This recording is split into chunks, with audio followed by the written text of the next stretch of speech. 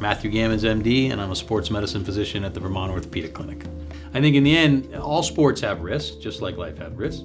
And football itself, particularly at the younger levels, does not seem to have significant increased risk for most injuries, though it's certainly most concussions happen in football, but there's also a lot more people on a football field than on a basketball court or on a soccer pitch.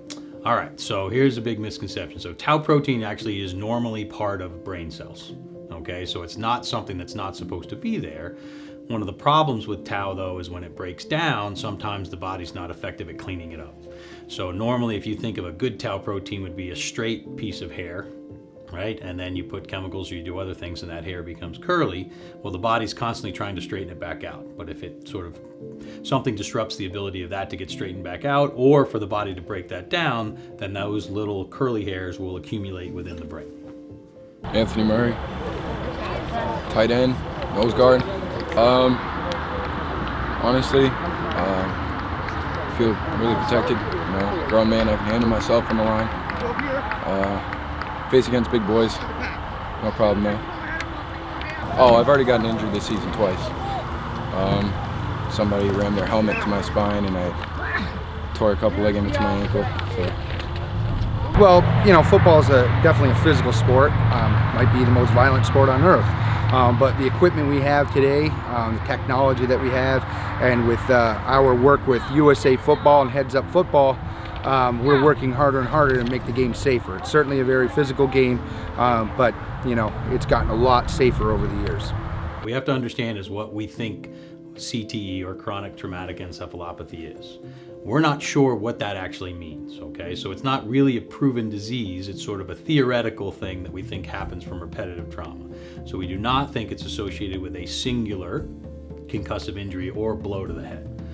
If it has any relationship to head injury, and we're not entirely sure what that is, it would be multiple blows over a long period of time that may set off a chain of events that then create some problems within the brain. So here's the other part about CTE is what we don't understand is why some people have terrible looking brains when you look at the tau protein accumulation but function totally normally. And other people have normal brains without tau and they don't function normally. So we're not sure what that means in the sense of why someone who hits their head a bunch of times, whether it be in football or not in football, would then not feel well. And it's probably multifactorial in most cases, that the head trauma may play a small role in that, but it doesn't play a big role, although it's different for different individuals. But certainly repetitive head trauma, or if you have a more significant head injury at a time, it can affect the way that your emotions work, and it can affect the way your brain works and the way that you think. One of the other things we're learning about CTE, though, is that we're finding that type of protein in people that have never hit their heads. We're finding that type of protein in non-contact athletes like baseball players, almost as frequently as some of the studies show in football players.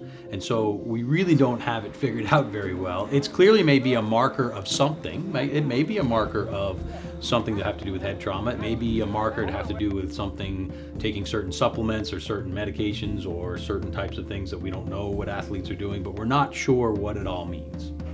So anytime that we think a player may have sustained a blow to the head and has symptoms that could be consistent with concussion, first thing to do is get them out of harm's way. Right? Because there's lots of things that can happen in a game that may mimic concussion, and because most of the symptoms are not specific to concussion, we want to be safe. So step one is get them out of harm's way. Step two is make sure we don't think anything else is going on with them, i.e., do they have something dangerous where we need to send them to the hospital? Then step three is to evaluate them further, and if they still don't feel well or have signs of a concussion, then we're going to keep them out for that time period and make sure that they recover before we let them go back.